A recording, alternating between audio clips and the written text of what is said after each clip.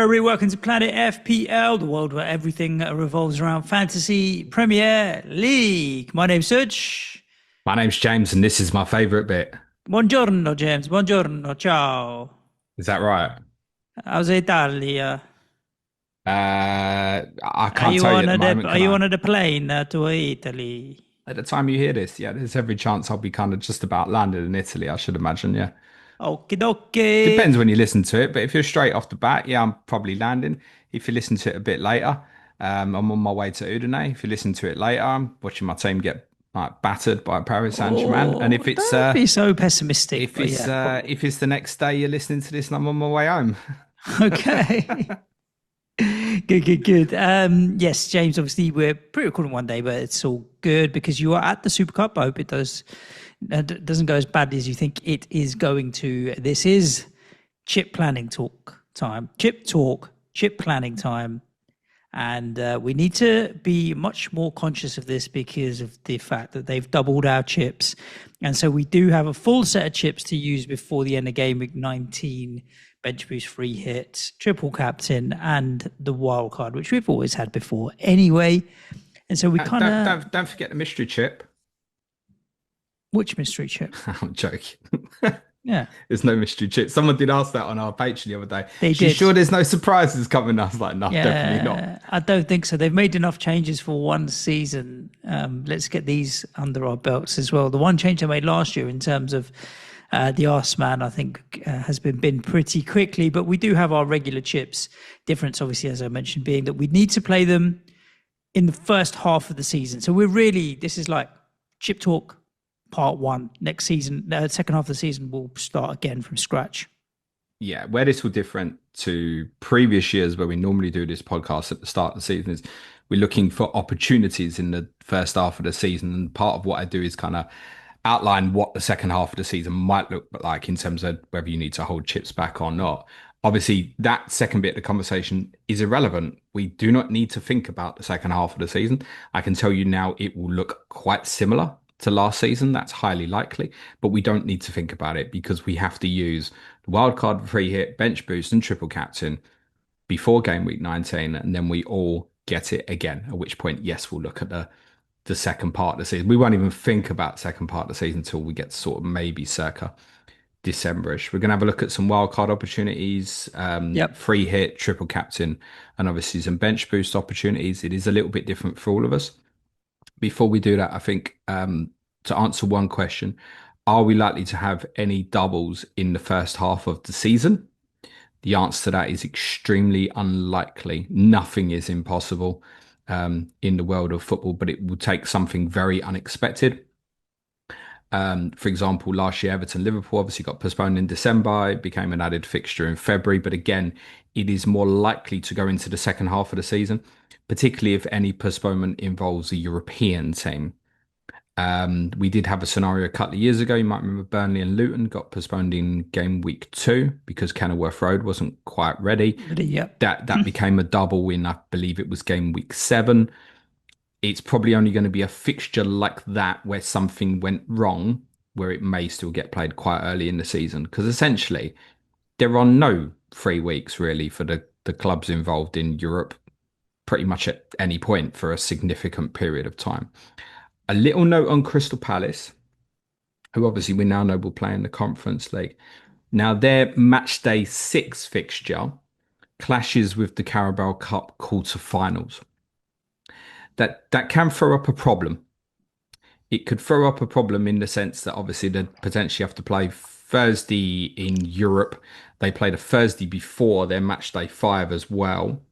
Obviously, Sunday in between, presumably they would play Manchester City in the league. Like, where does the Carabao Cup quarter-final go?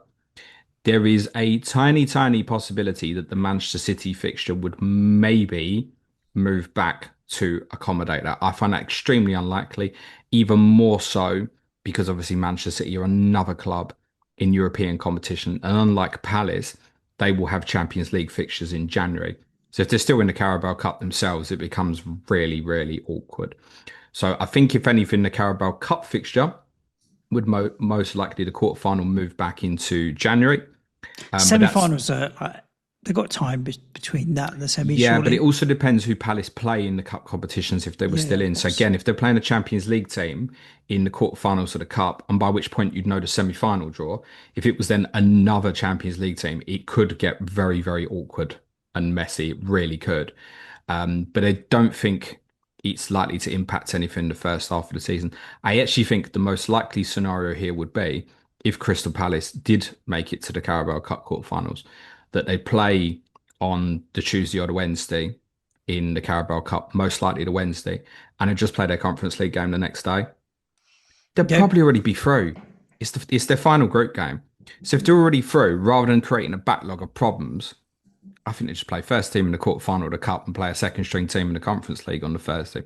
Yeah, Conference That's League's not league format. It's just a group of four. So there's six fixtures as opposed to eight group stage fixtures. So, like you said, yeah, it'll be the last one. that is the only thing that could possibly cause a problem with the fixture schedule as it stands in the first half of the season, bar something unforeseen happening that could obviously impact fixtures such as Weber, deaths of monarchy, etc., etc. Um, Wildcard, Suj. I Yes. think in terms of choices here, I think probably key message here is I think it's really important people don't stress about bench boost and triple captain. There's a danger that you stress too much about the bench boost, try and set for it right. What are we targeting here? I don't know, 10 points or so from single game week fixtures. And you end up cocking up other things because of an obsession to get to like four starters. We'll speak bench boost more in a bit, but I think the importance of getting the wild card and when you want to free hit is way more important. What are you thinking in terms of wild card at the moment? You probably know my opinion by now. Same as yours, game week 13. That's my preference. It has been since the fixtures come out. As soon as I did my rolling 5 week difficulty tracker on my planner, yeah, game week 13 stood out like a sore thumb for me. There are alternatives. Yeah, the only thing I would say that's putting me off game week 13 is if I can, let's say I was to wild card around like 8 or 9 and then built up my transfers up to game week 15.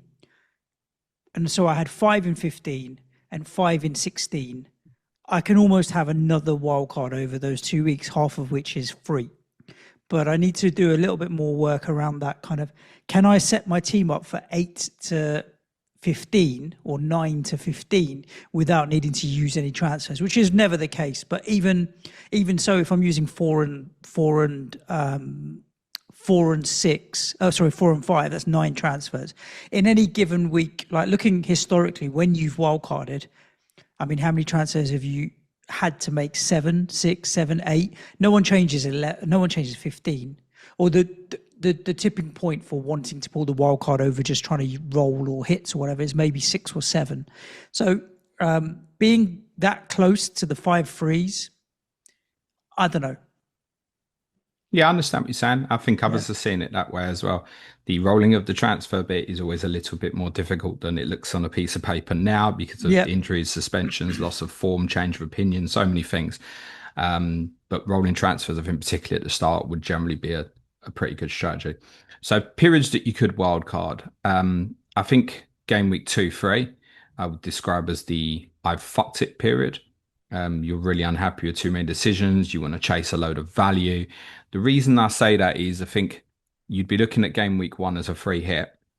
And if you wildcard in 2, then game week 3, I think equally looks fine in comparison. Say game week 1, a lot of the good teams in game week 1 also have a good game week 3. So I don't know also why game week 3 wildcard would be a thing. I totally understand there's others who will take a viewpoint and this would be fine and go, right, I'm going to bench boost 1, triple captain 2, or free hit 2, use all the chips at the start and wildcard in 4. I can understand people do it because four's a little bit awkward. 2 looks shit for everyone. We highlighted that right straight away. That game week 2 was either going to probably need a free hit or multiple transfers, or you just accept that for most people it would look shit. I think many want to take the free hit route. And we'll discuss that in a bit. 4, I understand a little bit more because you're getting away from the 1 and 3 fixtures. Particularly if you Hmm. free hit 2, you can kind of just focus on pretty much full complement of players playing at home in game week 1, 3, wild card out of it. Also, if you don't start with Mo and you want to spread the funds early on, you go, right, shit, Salah against Burnley, Everton's going to look a bit too painful. Wild card, bring him in, set yourself up to then maybe bring Haaland in six. There are there are things that I like about Wildcard 4, but they're more kind of the things that we can't really see on a piece of paper at the moment. So probably a good period in terms of chasing value. It's obviously over an international period, so you've got Yep. 2 weeks to kind of reassess in terms of um, your decisions. But there isn't that much that I like about it personally, other than just getting away from something that you didn't like. Well, I don't think that's going to be the situation for a game week one, two, three, Oh, four the wildcard. transfer window shuts. That is one of Well, a obviously very that big helps as benefit of well. game week 4. Yeah. This kind of, if you're looking in the first few weeks, and I've thought about this, like, am I going to be in a position where I've made so many bad decisions that I need to pull the wild card to tear my team up?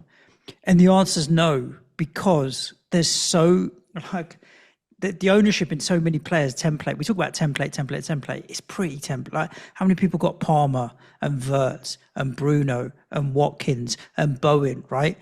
If they've been crap, then they're going to have been crap for a lot of players. I'm going to need a real interesting circumstance of all of my players to be rubbish, and then some other like the old like Van Dijk's rubbish, but Frimpong goes off. Wirtz is rubbish, and Salah goes off.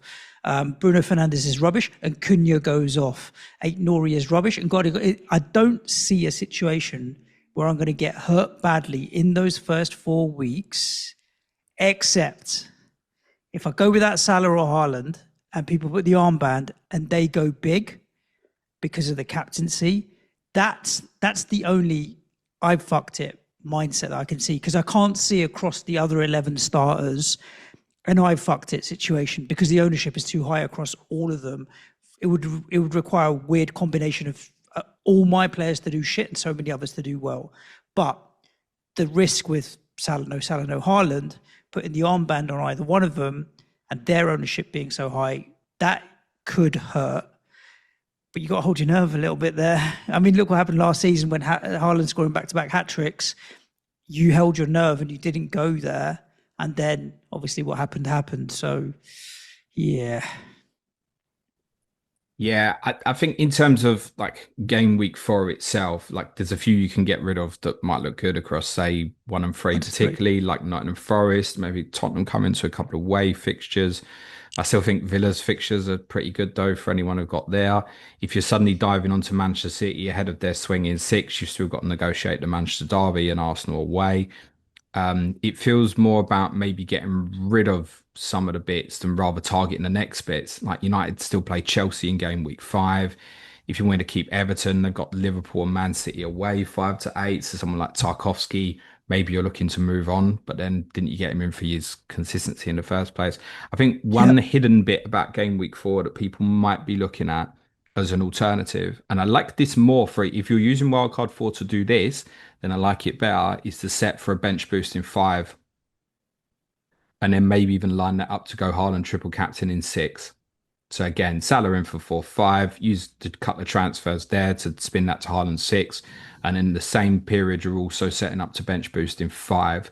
Because we touch on bench boost 5 is one that might look okay for a number of people, actually. I think game week 5 is probably a no from a wild card. Game week 6 is that I've got no Manchester City and shit, I need to do something about it.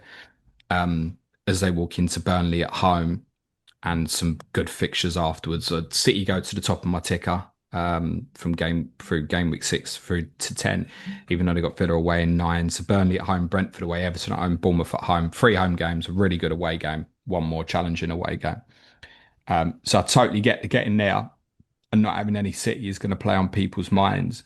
But other teams who have decent fixtures, it's kind of still Tottenham around about that point.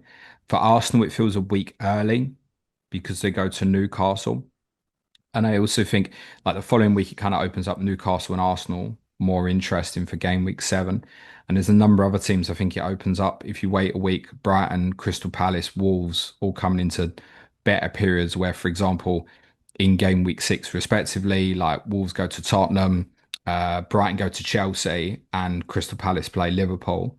If you wait that one more week, you bring five decent teams, I think, all back to Table. the table. So six feels like a specific for Manchester City to me. Game week seven, definitely an option. Kind of as per above in terms of City, but you probably already attacked it.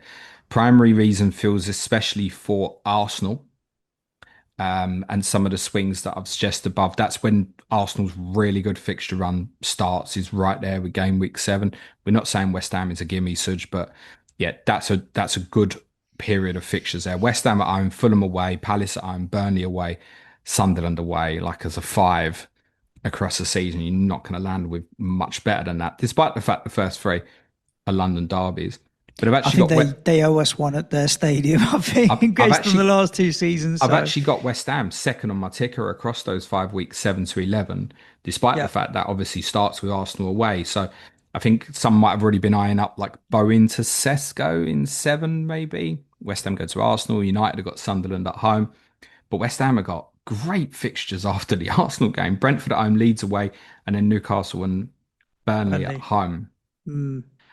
One of the things that seven does is obviously avoids Chelsea and Liverpool playing each other. Though I think it's worth noting that Chelsea I have some really good fixtures not long after that particular fixture. Liverpool players you can obviously carry anyway, although I would suggest it is an okay time to move off their assets. Tottenham and Villa also play each other not long afterwards in game week eight. So you potentially come off them a little bit early, but respectively in seven, they play Leeds and Burnley respectively in game week seven. So that feels a bit early to me. I'd say game week seven is fine to be been in Nottingham Forest. Nottingham Forest across the first six strong. Seven and eight, they play Newcastle, Chelsea. So if you want to move off them, Tottenham and Villa, it feels a week early though. Which is why game week eight might be better because that feels more of a point to really jump off Chelsea, Tottenham and Villa assets, and it feels more comfortable going into Chelsea ahead of a really good run of fixtures. So I quite like game week eight. And I think this is where probably the two main splits are in terms of wildcard. There's this period here around about game week eight, where Yep. Chelsea and Arsenal really strong. Although the actual game week eight fixtures themselves, Fulham and Nottingham Forest away, don't scream, but the runs of fixtures around it are pretty good. So Arsenal and Chelsea get in. I think particularly with Arsenal, there's going to be not a lot of coverage early on, and people will want to get there. So it's like get to City six, get to Arsenal seven, then get to Chelsea afterwards. If you're running through, that's how it feels like. And I feel like once you hit eight, as I said, it brings some more other teams back to the table, which looks quite awkward in seven. And I think at that point, it does become quite easy to bin the Tottenham and Villa assets who are playing each other. Yeah, I, I, I'm curious how many Tottenham and Villa I'll actually have at that time. Yeah, some want to go there, didn't they? Yeah, I mean, look, I've seen the team you've this got morning with five Tottenham players in it. you got West Ham, Brighton, Wolves, Leeds before. They've got Sunderland, Fulham, Burnley before. So both of you got good runs leading up to it. You could add Everton into that. Well, I mean, Villa's good just from day one, isn't it? Really. So yeah. Okay. Yeah, Everton's another one could be bin. They go to the Etihad, but then that's also a different consequence of eight. It feels one too early to come off of Manchester City. Host Everton at home seems like a perfectly reasonable fixture. Also, for some of your enablers in that week, Burnley and Leeds playing each other might be nice little coverage if you've got some issues there.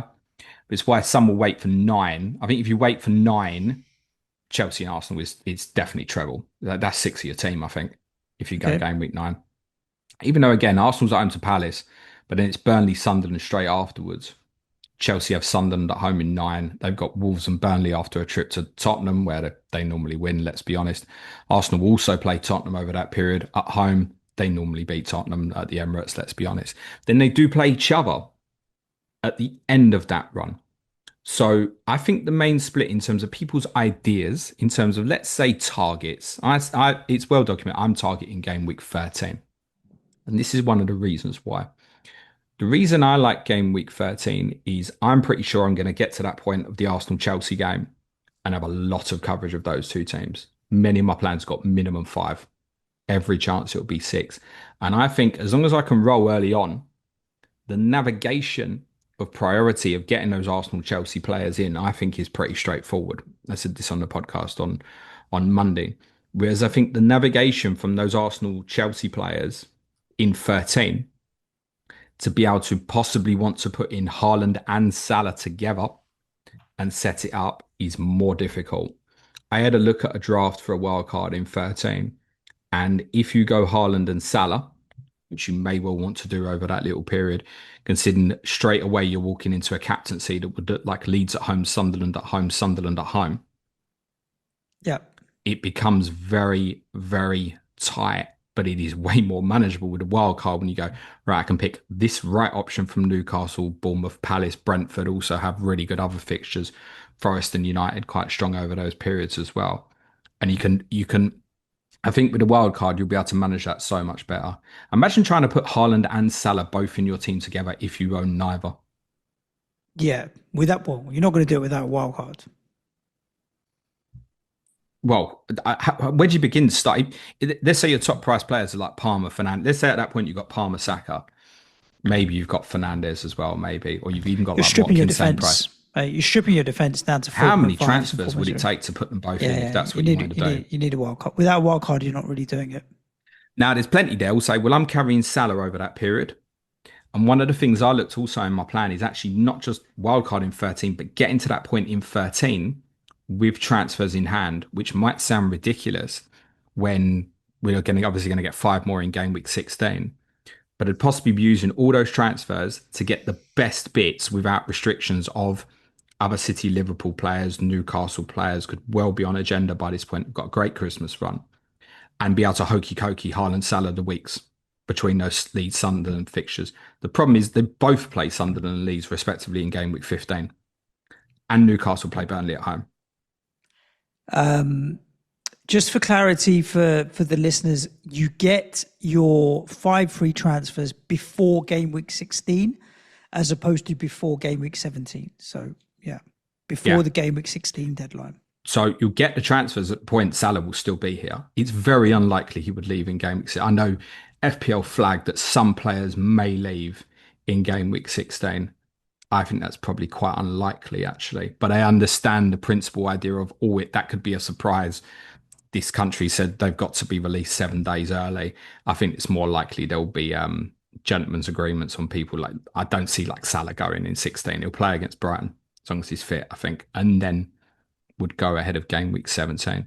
So yeah, we get 5 frees in 16. So if I'm wildcard in 13, if I've got to that point with 3 or 4, then I can negotiate the on and off Haalands and Salahs for whatever I want. But 15 looks rough. It would probably just be wildcard with Haaland in, go to Salah 14, back to Haaland 15 and go without Salah. Right. For Leeds away. That would be rough. Imagine selling Salah before he plays Leeds.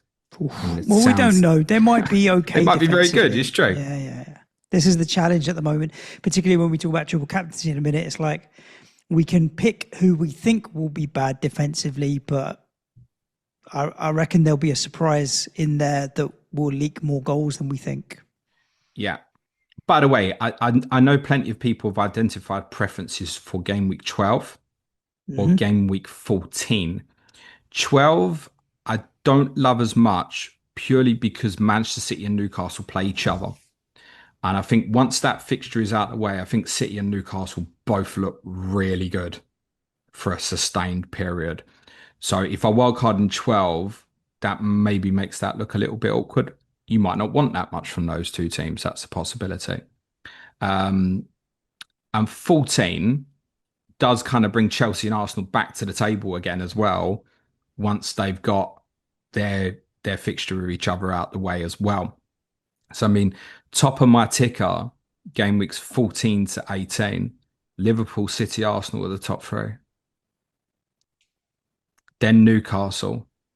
This could be the top 4. Fill your boots with the big boys, yeah. And then Chelsea in 7th on that ticker as well. And Manchester United aren't far behind that.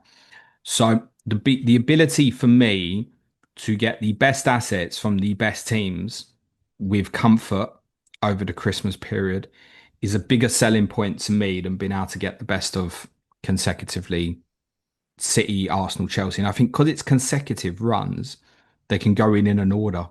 City 6, Arsenal 7, back to Chelsea 9. Right. So that's why there's a big preference for me later on.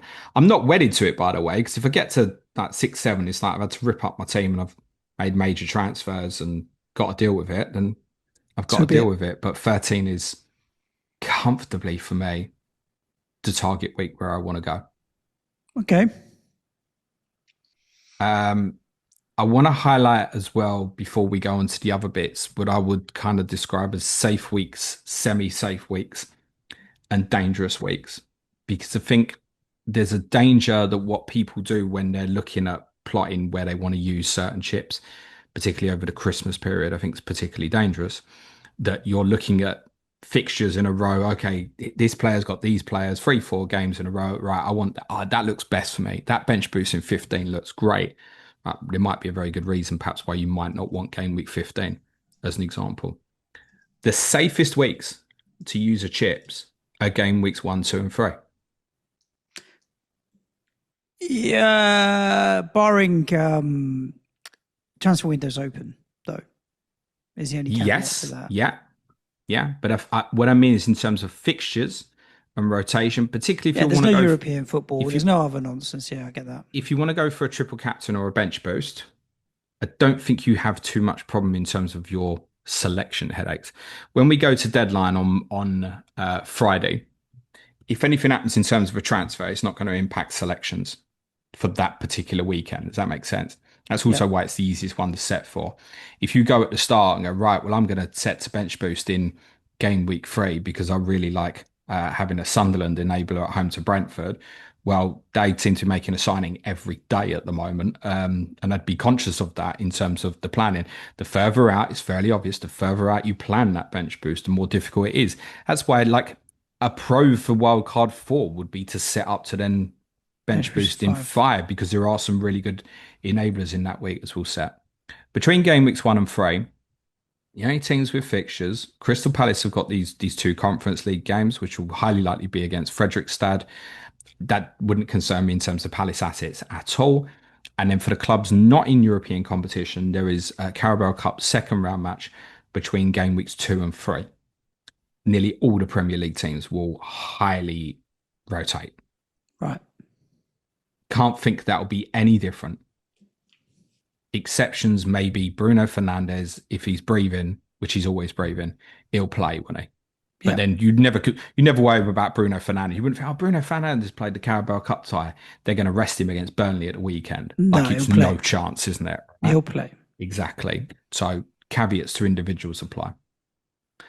There are semi-safe weeks, and what I've highlighted as semi-safe weeks are those where one fixture either side is okay.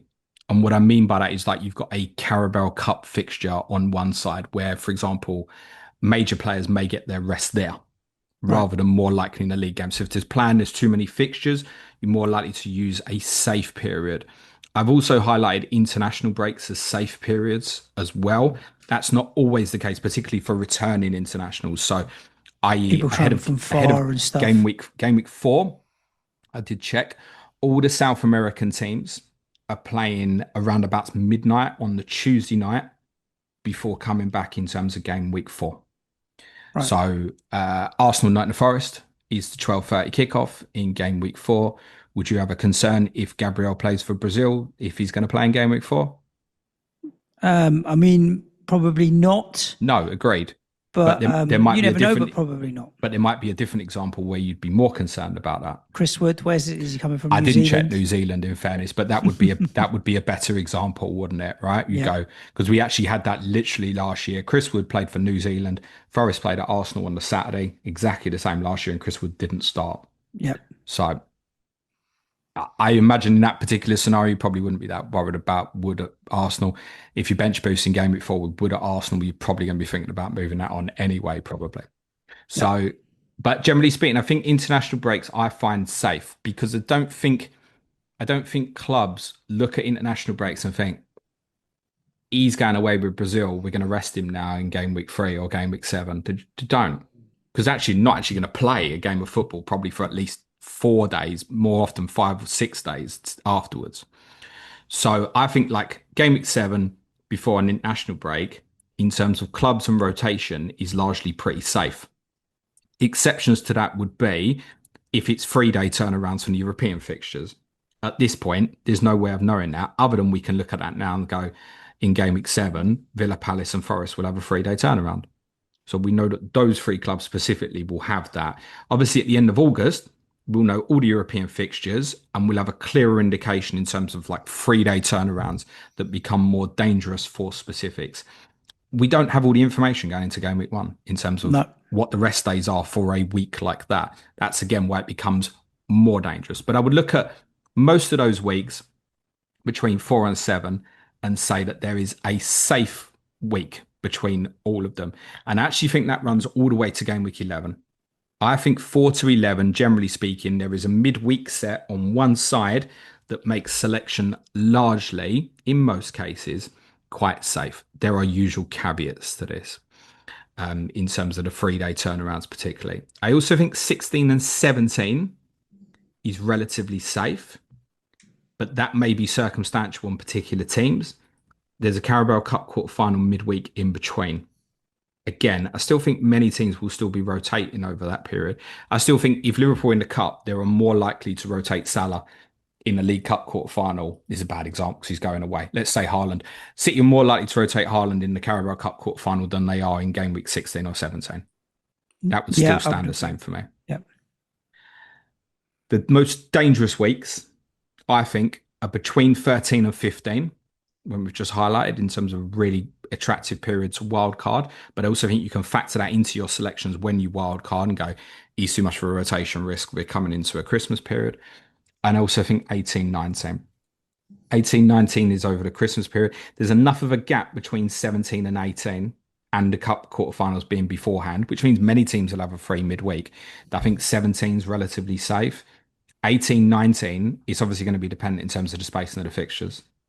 We had that last year with like Arsenal between, I think in 18, 19, had like a 5 or 6 day gap Yeah, I was going between to say the 5 fixtures. days. It was quite a long gap. Yeah, but many others had like 3 days. Sure, So obviously 3 days, once you yeah. know that, you can go, well, I know Arsenal got 5 day gap. They're going to pick the strongest team, no doubt. Maybe they'll get it the other way around this year where it's 3 days, 3 days, 3 days. And you go, that's quite dangerous. 13, 15 is dangerous because you've got Premier League weekend, midweek Premier League, weekend Premier League, and European fixtures either side. Right. So I think that particular period across game weeks 13 to 15 is really dangerous. And I think many of us probably want to use our triple captain over that 3 week period on probably Haaland or Salah across that. It does add some weight to potentially using that earlier on. Do you factor that in at this stage? Like the fact that 1 to 3, it just does look a lot safer, doesn't it? No, to be honest with you, I don't factor it in. I suppose maybe it's my style of play and my mindset is I will deal with the wild card when I need to deal with the wild card, because I probably still have in the back of my mind that I'm going to have 3 or 4 or 5 issues that crop up at the same time with injuries or not necessarily suspensions, but injuries or players being unavailable for whatever reason and being out of the team, and it's going to look like the right time to pull my wild card to make it happen. I'll probably be able to maneuver it for a bit, but I feel like that's what's most likely to happen. I also feel like I don't have enough information right now about the promoted teams and how some of the other teams are going to do where there's been managerial changes and stuff for me to make assumptions to say, yeah, that looks really good or that doesn't look really good. Like we'll talk about triple captain in a minute and you've highlighted fixtures against Burnley, for example. What if they are as good defensively as they were? Maybe it doesn't look like that. What if Brentford suddenly start shipping goals for fun? Yeah, I mean, we could be looking at game week 14. We've got like Haaland and Salah with great fixture.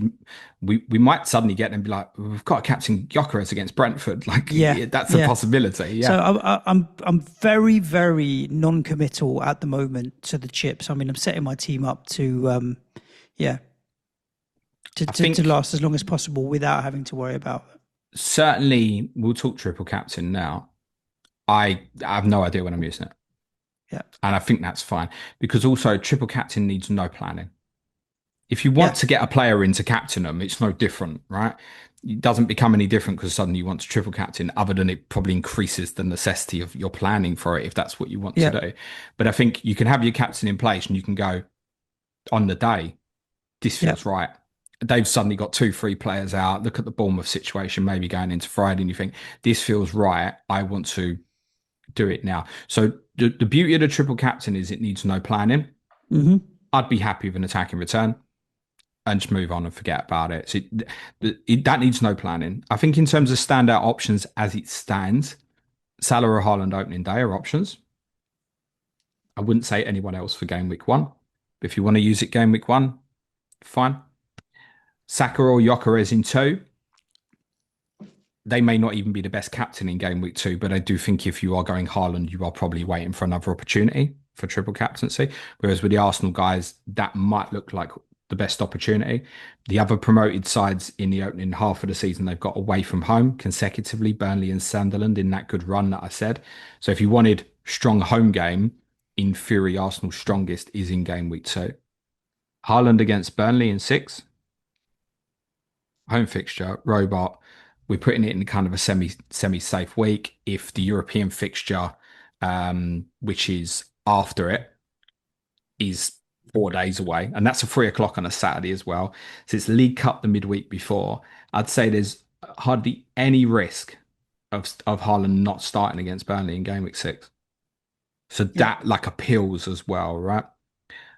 Game week nine, that probably best for Cole Palmer against Sunderland.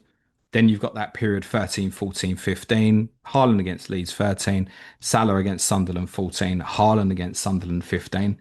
We've said there might be alternatives even that period. And cheeky one right near the end that I've added to my notes is Jeremy Frimpong, who in game week 18 and 19 has Wolves and Leeds respectively, possibly playing right wing with Salah at AFCON. Yeah, all viable, James. All viable. I would add more. If you like, so you've picked the big boys there: Salah, Haaland, Palmer. I would add in a couple of other thoughts here. Salah, Haaland, and Palmer are never going to get a DEFCON ever, right? So if you're talking about well, you want one return and move on, Fernandez, yeah. I just like Bruno Fernandes, Burnley at home in game week 3. If I've seen that, yeah, 2 out of 3 games he's picking up a DEFCON. Or we had this great run at the end of last season where Leicester couldn't score a goal for shit unless they were playing West Ham and Tottenham, in which case they would score 2 or 3. But otherwise, they weren't scoring a goal for fun, right? And so now, if you said to me suddenly, well, Van Dijk's baseline is 4 because he's clearing everything, although against a team like Leicester, maybe there are no DEFCONs. Yeah. So it plays slightly differently, but an Elliot Anderson or something, I would almost be like, well, a Bruno Fernandes, I'm either going to get a DEFCON or an attacking return. It doubles up my chances of picking something up. Home against Burnley, home against Sunderland in 7. I fancy that, you know. I feel like it's a bit more of a hedge. That's the only thing I would say. Yeah. Any of the other defenders, like a Pedro Porro, like really. But you said you think he might be hot on DEFCONs, but also he's bombing down the right wing maybe a little bit and getting returns. Like Frimpong could be similar. I'm all for something slightly different. Salah and Haaland, they only have, they're not one-trick ponies. Salah does get assists, Haaland less so. Palmer the same, but they are attacking returns only. Yeah. Yeah, it's not restricted to those players. We haven't mentioned Isak, Watkins, Sesko. There's so many other options could be considered. I think you don't need to plan for it. That's the big message. Agreed. And don't stress about it too much. My kind of view on it at the moment may even be that if I ended up with a Haaland Salah situation, that the first time I landed where I thought the EO was going to be over 200%, that I'd just go, yeah, this is the one. Because I'm just going to make sure that I'm at least still winning on this one now. Yep. That would maybe be a fault. The other fault is if you hold it back to a little bit later, and of course you don't have to plan to use the triple captain, in the circumstance where we did get a very unexpected double, then it obviously comes into play as extremely interesting. But that's very unlikely to happen. Mm-hmm. But it could, you could put it there as a 5% chance that, yeah, I hold it back and maybe there's a double later on. Yep. Free hit options. I'm almost certainly going game week two, Suj. In fact, I can't see that changing now at this stage for me. What about you? I feel like you're going game week 2 mainly for Arsenal. No, not specifically. I mean, that's a very good reason, is that I don't really want any Arsenal for across the first 6 weeks, and I can have three of them in two. I probably won't have any Manchester Cities. I comfortably have three Manchester City against Tottenham as well. Bournemouth, I've got Liverpool and Tottenham away either side, but obviously Wolves at home in two. Yeah, You've Bournemouth got is for me is a Burnley and watch Sunderland away. in neighbourless playing each other. So that trust me, suddenly if you start trying to put a team with like Haaland, Marmoush, Ait Nori, Gyökeres, Saka, Gabriel, Evan Nilsson, Semenyo, suddenly it gets quite tight. And those Burnley Sunderland lads will potentially get you out of a holdout. I also Yeah, like I Palace, I probably won't have any of, and a home fixture they'll be really up for against Forest.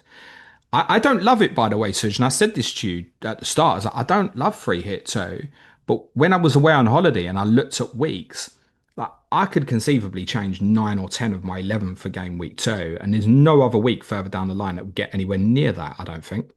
I agree with you. I won't have any City attacking. If you think Tottenham are going to be in trouble, then it's at the Etihad. So yeah, I agree. And everything you said about Bournemouth and Arsenal as well. I have no Bournemouth coverage. I've only got one Arsenal defender, so it does make sense to steam into them.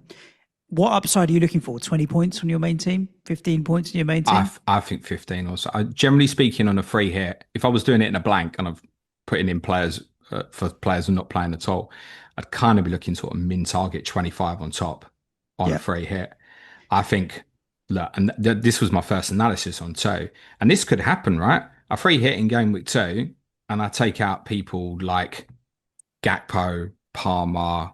It's not like they can't go Yeah. off and beat my team. That was more what I was looking at. Like, I don't think game week two looks bad, but it's like, yeah, the players I sell could still go off, and that is a possibility. So I think, yeah, 15 points or so game would be fine personally. Ultimately, it might be decided by captain, right? I could free hit game week two, getting a load of good players who do really well, better than the players I sell. And I might captain Haaland against Tottenham and he blanks, whereas I would maybe have captain Palmer away to West Ham and he goes and gets hat trick, Mm, and I've made no gain. agreed. Yeah. So that's the game, isn't it? So you can't with this, you can't guarantee a gain. That's why so many people like using the free hit across doubles and blanks is the You're planning element. And definitely going to obviously get more fixtures if nothing else. it's the psychological, almost near guaranteed gain. Hmm. You're not going to be able to guarantee a gain on a free hit. I mean, imagine I free hit in game week two. This could easily be a case. I go double Arsenal defence, Gabriel and Saliba. They beat Leeds 5-1 and neither of them get an attack in Yeah, return. yeah, yeah, Do you know what I mean? yeah. That's It's that can happen in a more game than week, can't doable. it? More than doable. Yeah, yeah, Exactly. Some alternatives though, because I definitely know free hit two is not for everybody. And I know plenty of people dislike it. One of the things that keeps getting said, by the way, Suj, is you're going to lose out on value yeah, over that period because you cannot add value to your team. And you also losing the transfer, obviously, in terms of the growth along the path towards that kind of the swing of City, then Arsenal, then Chelsea. My take on that would be that I lose the transfer, but obviously, so is everyone else at some other stage of the season. And I would highly likely want to roll through game week two anyway. So I don't think the way I'll be setting up, I will be intending to try and do nothing with my team, I think, until game week six.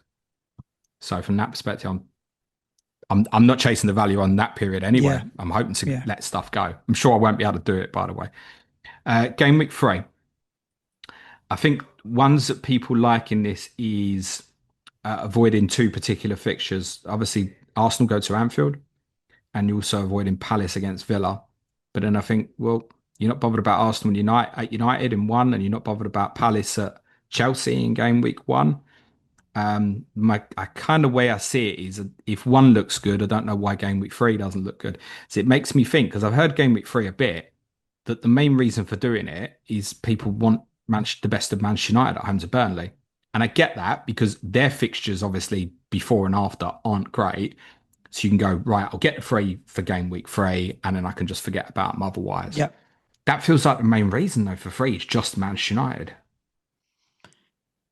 Maybe Newcastle, if we know by then like how they're set up, Leeds away. Maybe if Gordon's playing up top, or Yeah. they've got Visser in by then and he's settled, or something like that.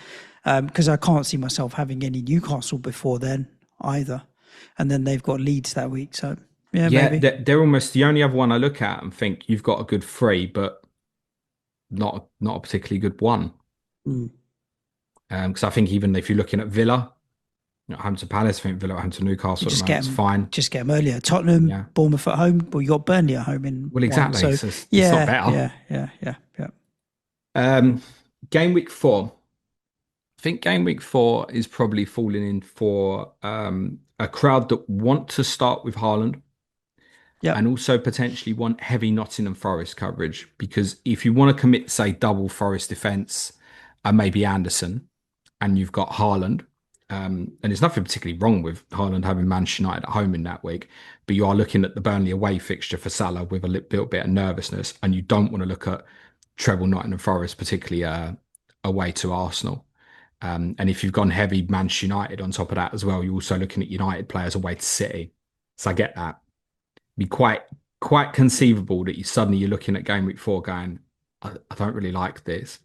So I think it falls into a particular set of circumstance where for some people it looks better than two. The answer to this ultimately isn't necessarily that one is better than the other or vice versa, because neither 2 or 4 look particularly great. It's going to ultimately be decided by the decisions you make elsewhere in your team in terms of which one looks better or not. So I've given an example because some will say, oh, 2 is definitely better. I've given an example where there's a group of people there where 4 might look better than 2. And I get Yep. that. Game week 6, you get the treble city in as a one-off. Kind of feels like the justification to potentially do that. I don't know if that's enough. So other teams with like really strong fixtures, who I think if you free hit in 6, you would find it difficult to avoid, include Forest and Tottenham. So Forest have Sunderland at home, Tottenham have Wolves at home. But we can look from now and go, actually, those two teams across the board have decent fixtures across the first 6. Is that a good enough reason to support the idea of free hitting? It feels like it's for City. Yep. I think game week 6. And it's worth saying, as said, City have a couple of good fixtures afterwards. So if you want it, I'd rather just go and invest in it. Um, Game week 7 is quite intriguing, Suj. And the reason game week 7 is quite intriguing is you've got plenty of people want quite a bit of Chelsea Liverpool, right? So I think both sides have decent starts and they obviously play each other in game week 7. I think that's possibly an exit point from many Liverpool assets. Um, Others won't feel that way. I think some will look at it as a Chelsea exit point. I see those 3 of those 4 fixtures Chelsea have 9 to 12 and think I'd more want to be thinking about getting Chelsea in rather than selling it. So Yep. therefore, that can make game week 7 appeal. It also really appeals because if you look at the rest of the expected top 8, other than those 2 clubs, the respective fixtures are Arsenal at home to West Ham, City at Brentford, Newcastle at home to Nottingham Forest, Villa at home to Burnley, Manchester United at home to Sunderland, Tottenham away to Leeds. Now, also, if Haaland maybe is the only premium going in now, you might be able to get your little best bits in where you can go, right, I can get Watkins in, I can get Fernandez in, I can maybe get Saka in. Tottenham might have some enablers at that point, 7. Yep.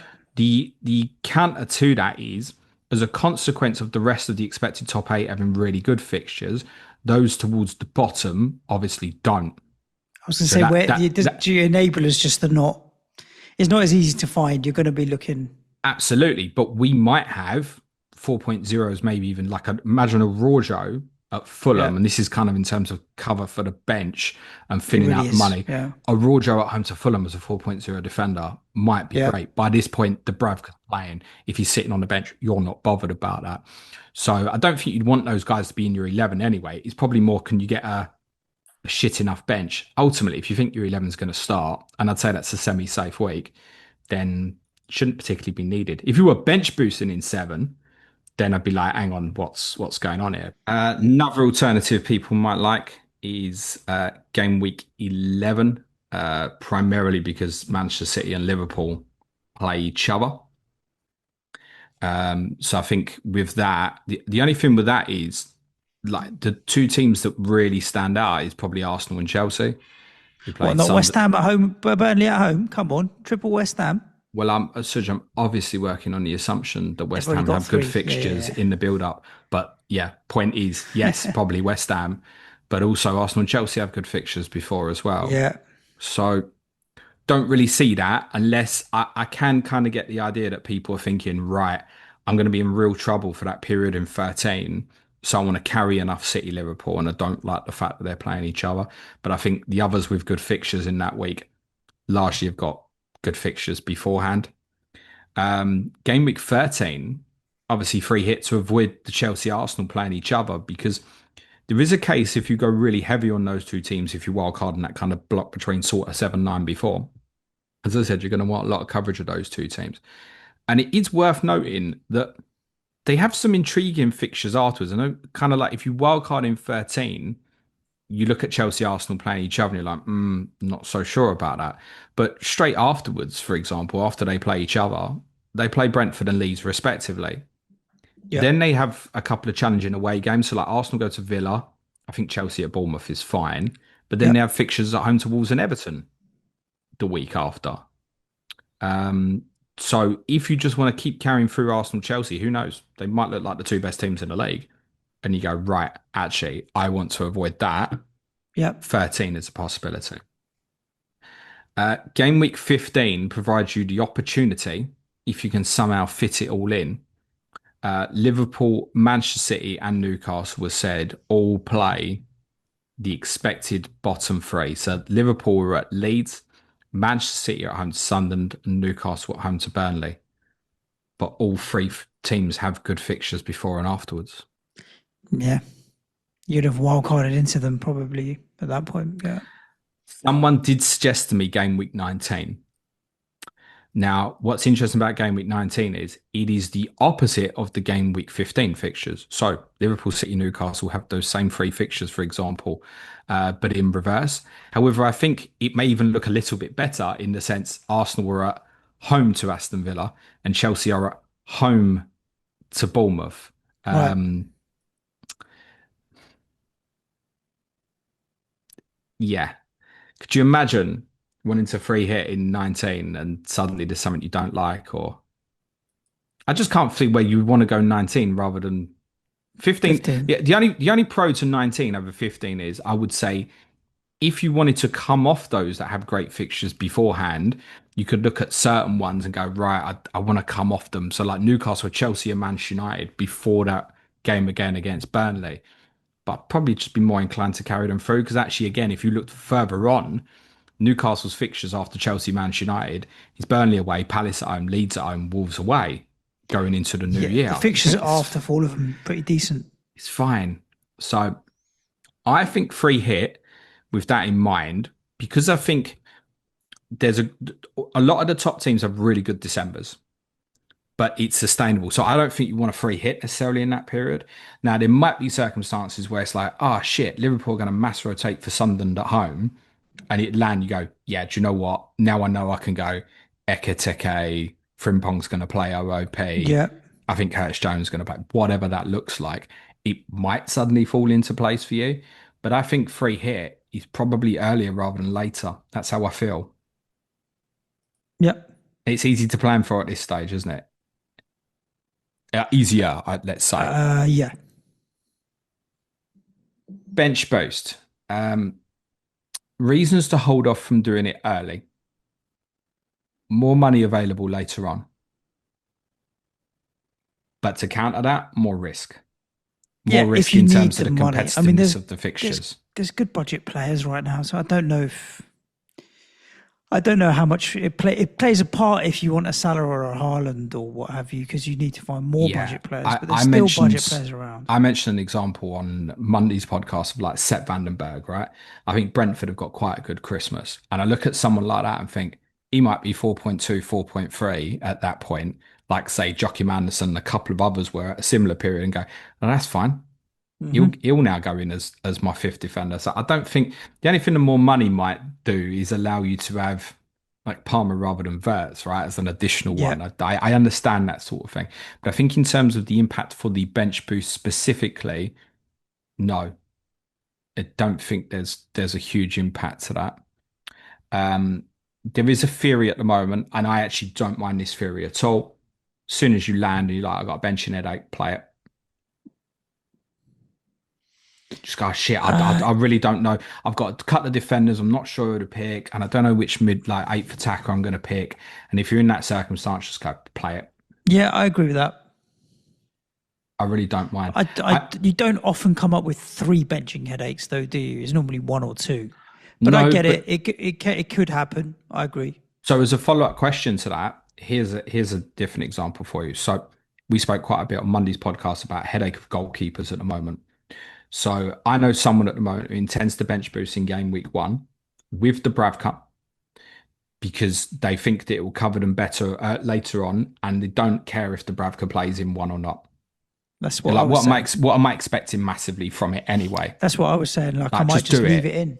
I was expecting So 2 points, so it is what it is. psychologically, I don't think I could do that. But then when you think about it more and you go, well, I might end up spending zero point 0.5 more to make sure I've got a goalkeeper I can bench boost with. And that zero point 0.5 might further down the line lead me to something else and better. And you just leave that 4.0 dead Hmm. on the bench. So I think that's for people to make their own decisions in terms of their preference on that. I would want 4 starters because it's the ceiling of what it could be. The more starters you've got, in theory, probably the more opportunity of doing so. I would be very happy now if I bench boost game week 1 and you said to me, Ten between points. the 4 outfield players, you get 1 return. I'd be happy with that. Yeah, 10, 12 points. For eight's a minimum, 10, I'd 12. I'll probably take it. take like an assist, Hmm. 9 points or so. Yeah. Cool. Yeah. Yeah, it's not. We stress about this. Think about this logically. We stress about our points on a bench boost. I always use that mythical target, 16 points. If it's a double, 4 players, 2 points in each game, 16 points to target. So should we only target 8 points Plus a when it's return. single game week fixtures? Psychologically, I'm like, well, I do want 1 return. And particularly if I'm setting up for it in game week 1, I feel like I probably do want 1 return. But it's like you could obsess over it. And ultimately, next week, a defender comes off your bench who wasn't going to play. They score and keep a clean sheet, win 1-0, and it's a 15 pointer, and that's more than what your bench boost got the week before. Yeah. Like, it's not worth enough points to like lose sleep over. That's Yeah. the biggest message on this, I think. Yeah. Don't lose sleep over it. In terms of options for bench boost, game week 1, obvious. You can set it up clearly. Game week 2, I know a few people like. I think it's primarily liked because Burnley and Sunderland play each other. So the theory being, game week 2 looks a little bit shit, but would you have the confidence to play like Estev at home to Sunderland over, say, Tarkovsky at home to Brighton? Probably not. Right, we'll just leave those guys on the bench and just activate it. And play it. Yeah. I'm fine with that because that also is thinning out in terms of the money on that bench. Game week 5 has a little bit of intrigue, I think. It may need free hit in game week 2, potentially to make it work. But there are some things there like Sunderland and Burnley are both at home. Yeah, challenging. Nottingham Forest and Arsenal, respectively. Wolves, Leeds play each other. Brentford are at Fulham. Yourselves play Crystal Palace at home. So from that group of, I would call them arguably the expected bottom 7, they're all okay fixtures. They're all not too bad. So if they're sitting on your bench that week, I think that looks absolutely fine. Caveats to that is there's probably a couple of teams you want to avoid if you're bench boosting 5. So I looked at one where I was like, oh wow, my bench looks great for game week 5. And then I was looking at it and I was thinking, hang on, if Rodon's at Wolves, I probably would pick him over Tarkowski at Liverpool. And I know there's some people will think that's wrong, but then I'm looking at going, don't want to bench boost Tarkowski away to Liverpool as an example. So I think it's probably an avoid Everton if you're trying to set that up for game week 5. I get it in terms of the defcons and stuff, and Tarkowski would probably pick up the defcons, but I think well, the most likelihood is Everton can see twice at Liverpool and lose. Great, Tarkowski's got me 3 points. I'm going to chase other things if that's what I think's I going think to so. happen. Mm. That's my view. I totally get that if they went to Anfield and won 1-0, he could now be like an 11 pointer without even giving an attacking return. I totally get that. Um, in terms of five, also, Nottingham Forest away to Burnley. So I think there'll be a number of people setting up with like Elliot Anderson as maybe their eighth attacker Yep. and going, yeah, this is the week that I really like to do that. I think if you are aiming for it, you set the team up now and hope to roll. And the beauty of then, if something goes wrong ahead of five and you do want to do it there, you've got a couple of transfers in hand to obviously add something if you've got an injury. If you need to fix it. Yep. Yeah. Um, game week 7. So this one's a bit of a flip where actually those who go out with Dewsbury Hall as their eighth attacker might look quite nice. Now, game week 7 is interesting because, again, that expected bottom 7 probably have some quite challenging fixtures. By the way, at the moment, we're classing Everton above that line according to the bookies. So Palace at home for Dewsbury Hall is fine as an example. And I think there's certain lineups here where you could have something that's really cheap that looks great. So, for example, you could have Konsa from Villa, 4.5, Burnley at home. You could have Dorgu, home to Sunderland, 4.5. Van der Ven at Leeds, 4.5. De Kuyper at Wolves, 4.5. Like, you get the picture. Yeah. That subject to the certain selections that you make there, you might go, wow, I've got 5 defenders with great fixtures here. Again, caveat with that is if you've got those sort of players and Cucurella's playing Liverpool or Van Dijk's playing Chelsea, I truthfully, going into that week, would probably pick Conser at home to Burnley ahead of them, even though I know there's no DEFCON there, because I think, well, it's still centre back at home to Burnley. I probably want to do that. Yep. That's probably how I would feel. Again, others will feel differently. I also think as well, to add to that, for Bruggen and Petrovic, because Bournemouth have got Fulham at home, as a 4.5 pairing to set up for that, lands not too bad. As I said, Brighton are away to Wolves. So I think 7 might land okay. I think if you're going that route, you also want to avoid Nottingham Forest players and also avoid West Ham. So I Yeah. had one. Liverpool. I had one I looked at. It's like 7 looks good, and it's like but my fourth and fifth defenders are Williams away to Newcastle and Wan-Bissaka away to Arsenal. It's off the table, isn't it? I think under that circumstance. The following week is also interesting, game week 8, and that's because the expected bottom 4 all play each other. So a little bit similar to Burnley and Sunderland in game week 2. This one has Burnley playing Leeds, but it also has Sunderland hosting Wolves Right. and also West Ham host Brentford. There's a case to say that's the expected bottom 6. Yep. So game week 8, in terms of enablers sitting on your bench, if you're picking from those teams, it might just land. Again, consequence. If you've got Dorgu in this lineup, he's away to Liverpool, right? Well, he's going to end up going on the bench for one of these guys, Yeah. right? Yeah. Under that sort of circumstance. So the alternative, this I think for some people will be decisive in terms of certain picks. So if someone's looking at that and going, right, well, I'm going Dubravka, Estev, Rodon, and like another a cheap Wan-Bissaka. midfielder. I mean, this one probably would work. You can't. But I'm in terms of like a cheap attacking one, you could go right. Here's an example. By the way, Okay. Yep. Sunderland have been linked with another forwards. But if you landed there and it's like right, Dubravka, Estev, Rodon, go on my bench, and they're all like it's the bottom 4 playing each other, and again you just go, well, I haven't even had set for this. Just pull it.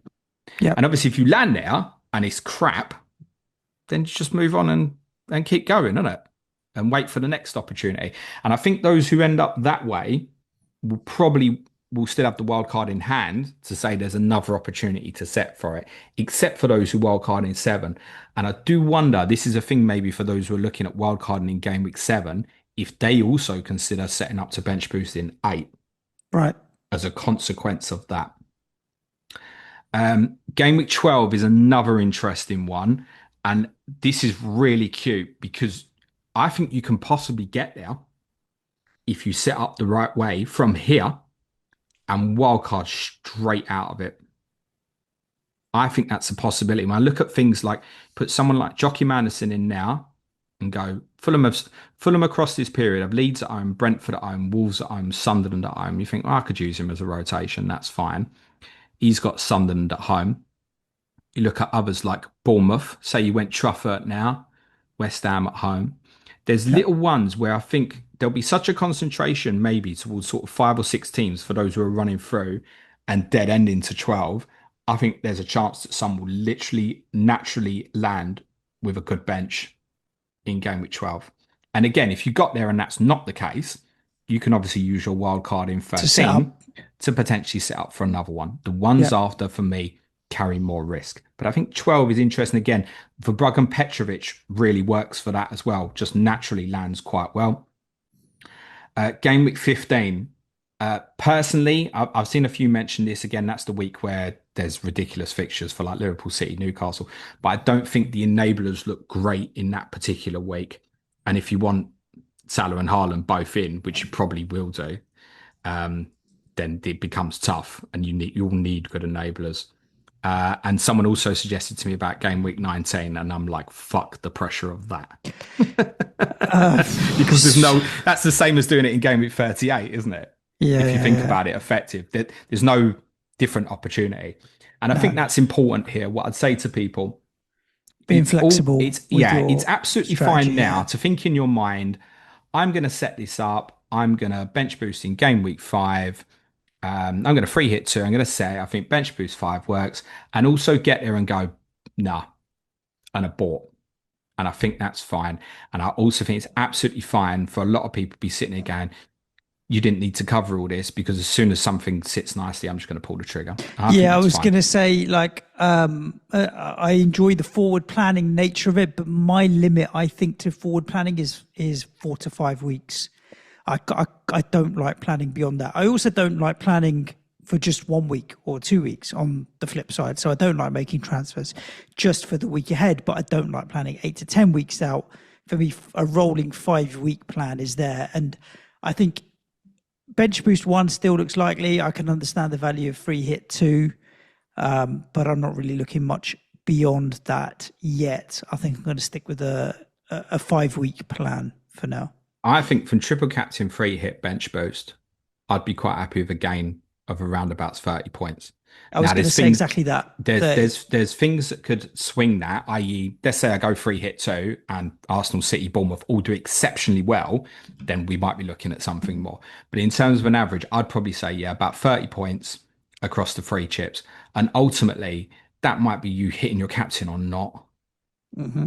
I don't think lose too much sleep on it. I think it's right to plan when you want to use the free hit, semi-plan the bench boost, triple captain. I haven't even thought about it yet, really. It will just land. Good. Listeners, thank you so much for tuning into this episode of Planet FPL. I know it's a bit early in the season for Chip Talk, but I hope that has helped decipher a little bit of the opportunities and windows that exist for playing some of these chips. If you want access to James's fixture planning spreadsheet, which you might see some of the graphics on screen are showing the fixture difficulty, the Skittles spreadsheet, as I want to call it, because it makes me want to open a packet and eat some sweets, then all you need to do is sign up to Patreon. You get access to our Slack community from Basic Plus, which includes access to this planner. It's updated on a pretty much daily basis, isn't it, James? Whenever I can. Yeah. As fixtures get announced or moved or cup draws or what have you, you know that James is going to be on it and updating it. Game week 3 deadlines are Saturday now, by the way. Oh, wow. Okay. So that's the court of arbitration for sports fault. Alrighty. We'll talk more about that, I'm sure, at some point once the season's started. But yes, support us on Patreon. It helps keep the lights on. You get access to all of our prize leagues, the Slack community that I mentioned, which includes the fixtures planning spreadsheet, additional podcasts each and every day from Intermediate Tier Plus as well, and a whole bunch of other fun stuff. If you don't want to join Patreon, that's all good. Just give us a thumbs up and a like and a subscribe wherever you're listening. That all helps the algorithm tell the world what a amazing podcast we have, James. World beating, best in class. So, give it a thumbs up and a like and share it. We'll appreciate it, and we'll send you some virtual hearts. But that's it. Anything else to add, James? Go and eat some chips. Go and eat some pizza. Go and eat some pasta. It's probably going to be a shit burger from a van in the fan park, isn't Oh, it? Most well, likely. whatever it is, I want to see a Um, photo of it on yeah, X. just update next couple of days. So ask James tomorrow. I'm coming back from Italy, and when I get back, I'm going to do a stream. It's simple as that, basically. It's going to be late afternoon, early evening. I don't know what time yet. Friday morning, me, you, and Clayton will be doing our final drafts. That is subject to the team news. We did that a couple of years ago, and I had Doherty and Perisic, and it became clear by lunchtime neither of them were going to start, so I Right. had to tear it up again. Um, and also deadline stream for those on YouTube, 5:30 p.m. on Friday. Lovely jubbly. Listeners, thank you again. Stay safe, look after yourselves, keep tinkering. Ciao for now. Thanks, everyone. Remember, importantly, play it your way. Please be nice to each other. Cue music, please, man child.